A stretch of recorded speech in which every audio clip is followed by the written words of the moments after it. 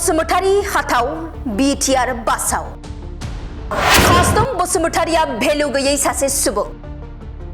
बियो मुगैथाव नारी केलेंकारियाव लोब्बा थानाय सासे केरेक्टारलेस सुबुं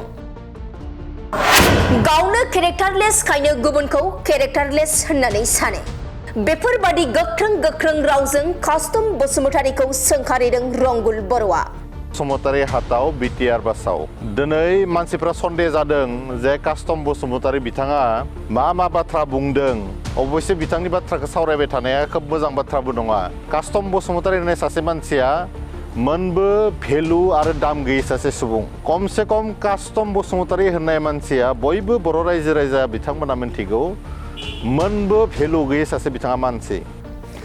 कास्टम बसुमतारिया बिटिआरनि बायजोनि जानानै बिटिआरनि जारिमिन मिथियालासे समाजारि बिजों खौरां बिजोंफोराव गोबां बाथ्रा बुंगासिनो दङ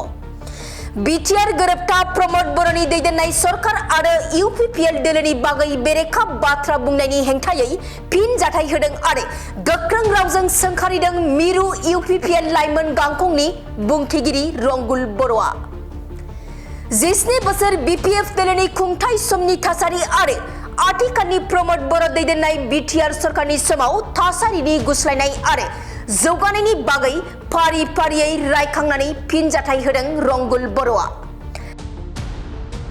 हाग्रामा महिलारिनि सरकार सालायनाय समाव रायजो राजाया गादबनाय दबथायनाय नासयनायखौ सैनानै जिउ खुंबोनांदों गोबां रायजो राजाया बोलि जानांबाय बेसेबां खौरांगिरिफोरा जिउ खहा जानांबाय नाथाय दिनै बिटिआर गोजोन गोरोबथा आरो प्रमोद बर'नि दैदेननाय बिटिआर सरकार फैनायनि उनाव बड'लेण्डआव गोजोन गायसननो हाबाय रायजो राजाफोरा दिनैनि समाव उदाङै जिउ खुंनो हानाय हाथाय बाजार लामा सामाफोरा जेनिबो गिनाय गैयालासे उदाङै बेरायनो हानाय थासारि फैबाय लोगोसेनो रायजो राजाफोरा उदाङै बुंनो हानायनि मोन्थायखौ मोनबाय होननानै बुंदों रंगुल बर'आ हाग्रामा महिलारिनि समाव डेम'क्रेटिक राइट्सआ गोमादोंमोन बेखौ कास्टम बसुमतारिया बावबाय जानो हागौ नाथाय दिनै प्रमोद बर'आ बिटिआरनि गाहाय खुंगिरि जानायनि उनाव उदाङै बाथ्रा बुंनो हानायनि थाखायनो कास्टम बसुमतारिया सोरांब्लानो ससियेल मिडियायाव बिटिआर सरकार आरो प्रमोद बर'खौ बखिनो हादों होननानै बुंदों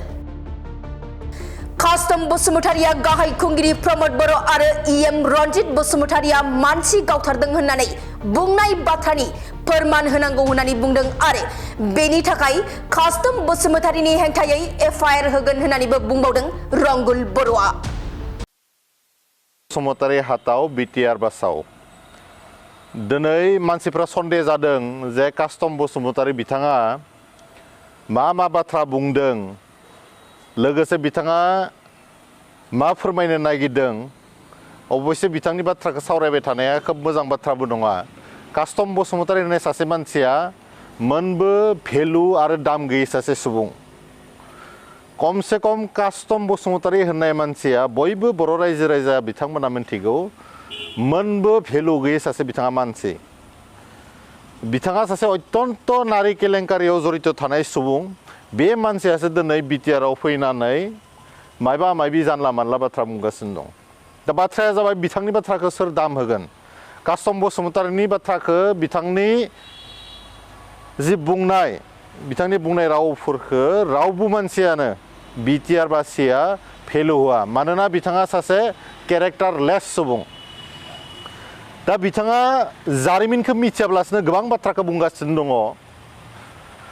हाग्रामा महिलारिनि समाव जे थांनाय 17 बोसोराव मानसिफ्रा स्पीचलेस जानानै दङमोन फ्रीडम अफ स्पीच जा आर्टिकल 19 आव होनाय दङ इन्डियान कन्स्टिट्यूशननि बेखौ जे मानसिफ्रा एक्सारसाइज खालामनो हायाखैमोन बे बाथ्राखौ कास्टम बसुमतारी बिथाङा बावबाय जानो हागौ बिथांनि बस हाग्रामा महिलारिनि समावसो डेम'क्रेटिक राइट्सफोरा मानसिफ्रा गोमादोंमोन दिनै मानव गेदेर प्रमोद बर' बिथाङा सीएम जानायनि उनाव बाथ्रा बुंनो हानायनि थाखायनोथ' नोंथाङा सोरांबानो ससियेल मिडियायाव प्रमोद बर' बिथांखौ रायनो नागिरो हाग्रामा महिलारिनि समाव नोंथाङा बेबायदि बुंनो हायामोन थांनाय 17 बोसोराव गोबां सांबादिकफोरा जिउ गोमानो गोनां जादों बे समाव सोरमोन सिफा मानव गेदेर हाग्रामा महिलारि बिथां दा नोंथाङा बुंनाय बायदि नोंथाङा दिनैनि तारिखआव प्रुभ होनांगौ जे मानव गेदेर प्रमोद बर' बिथां मानव गेदेर रन्जित बसुमतारी बिथाङा सोरखौ गावखो बेनि थाखाय नोंथांखौ जों एफआइआर होगोन नोंथाङा मोनसे भेलुलेस आरो बेसलेस बाथ्रा बुंदों बेराफारसे नोंथाङा जि बाथ्रा बुंनो नागिरदों बेवहाय नोंथाङा सोरखौबा थुनज्लायनानै बिटिआरनि जा मोनसे सान्थि परिबेस बेखौ गाज्रि खालामनो नागिरनाय बायदि जों नुनो मोन्दों नोंथाङा जि डेम'क्रेटिक राइट्सनि बाथ्रा बुंगासिनो दङ बेखौ एक्सारसाइज खालामनो हानायनि थाखायनोथ' नोंथाङा फुंनिफ्राय माने बाजाराव बेरायनो हादों फुंनिफ्राय लिडार बिथांमोनखौ सोंखारनो हादों बेनोथ' डेम'क्रेटिक राइट्स दिनै इउटिउबारफ्रा जे गावसोरनि साननाय हनाय रायजोनि साननाय हनायखौ फोरमायदों बेनोथ' डेम'क्रेटिक राइट्स बिथांमोना मोन्दों हाग्रामा महिलारिनि समाव सोरबा सांबादिका बेबायदि अपेनलि बाथ्रा बुंनो हायामोन बे बाथ्राखौ नोंथाङा बावगारनो नाङा दा नोंथाङा गावनो केरेक्टारलेसखायनो गुबुनखौबो माने केरेक्टारलेस होननानै साननो नागिरो दा बाथ्राया जाबाय नोंथांखौ जाय आइजोफोरा बाजाराव बेफार बानिज्य खालामगासिनो दङ मैगं थाइगं फानगासिनो दङ बिथांमोना सन्देहनि नोजोरजों नायदों मा नोंथांनि केरेक्टारा मोजां नङा आरो गोबाङानो बुंदों एसे सिख्लाफोरखौ नुयोब्ला आइजोफोरखौ नुयोब्ला मेगन खनाजों नायजेर नायो होननानै थ' नोंथांनि जा माने केरेक्टार बेयाव बयबो सन्देह जादों आं खावलायो सोरबा रिन्जय बिथाङा थाङोबाबो सोरबा बिक्रम दैमारिया थाङोबाबो जाहाथे खमसे खम नोङो बाजाराव थाङिया मोजां मानोना नोंथाङा हिन्जावसाफोरनि सायाव जि गाज्रि नोजोर दङ बेखौ बयबो मिथिगौ नोंथाङा जे मोनसे समाव नारि केलेंकारियाव जड़ित बे बाथ्राखौ बयबो मिथिगौ दा बेनिखायनो नोंथाङा जुदि डेम'क्रेटिक राइट्सनि बाथ्रा बुंदोंमोनब्ला जोंनि इन्टेलेक्सुवेलफ्रा 2005आव बर' मानसिफ्रा खमसे खम 150 जन मानसिया जे थैनो गोनां जाबाय बेनि बाथ्राखौसो नोंथाङा बुंनांगोन हाग्रामा महिलारि बिथांनि समाव मानो 150 जन मानसिया गावथार जाखो बे बाथ्राखौ बुंनांगोन 2009आव 2012आव 2014आव 2008आव मानो जातिगत संघर्षफोरा जादोंमोन गुबुन हारिजों मानो दाङाबाजि जादोंमोन बे बाथ्राखौसो नोंथाङा बुंनो नांगोन हाग्रामा महिलारिनि समाव जे बन्द जाबाय थादोंमोन मानसिफोरा असान्थिजों साग्लोबना दङमोन गिनाय भाबजों ओंखारनो गोनां जादोंमोन मानसिफ्रा बिजनेसाव ओंखारनो हायाखैमोन मानसिफ्रा मोजां लेखा फरा खालामनो हायाखैमोन चिरां डिस्ट्रिक्टआ जे दिनै टपआव थांबाय बाक्सा डिस्ट्रिक्टआ जे टपआव थांबाय हाग्रामा महिलारिनि समाव चिरां डिस्ट्रिक्टआ लवेस्ट मोनसे पार्सेन्टेजआव एडुकेसन लेभेल दंमोन अब्ला नोंथाङा मा बाथ्राखौ बुंनो नागिरदों नोंथाङा राजनिति सार्थनि थाखाय सानफ्रोमबो बिटिआरआव गाज्रि बाथ्रा बुंनानै थुनज्लायना होनायनिफ्राय एसे गोजानाव थायोब्ला मोजां मानसि गावथारग्राया सोर बेखौ बयबो बर' रायजो राजा मिथिगौ मानसि गावथारग्राया नोंथांनि बसआसो मानसि गावथारग्रामोन दिनै मानाव गेदेर प्रमद बर' बिथाङा बिटिआरआव CM जानाय लोगो लोगोनो जोंहा बेवहाय गोजोन सान्थिनि मोनसे परिबेसा फैदों बेयाव बयबो रुजु रुमै संसार जानो हादों बयबो रुजु रुमुयै गासैजोंबो अनलायनानै थानो हादों बेबायदि मोनसे परिबेसखौ नोंथाङा गाज्रि खालामनो जाहाथे नाजाया बेखौ जोङो नोंथांखौ खावलायदों बेराफारसेथिं नोंथाङा जेरैबायदि बाथ्राफोरखौ बुंनो नागिरो सब फाले बरबाद जानायनि बाथ्राखौ बुंनो नागिरो नोंथाङा खासे गावनो बरबादि मानसि गावनो लुजार मानसि बेखायनो नोंथाङा मालाबाबो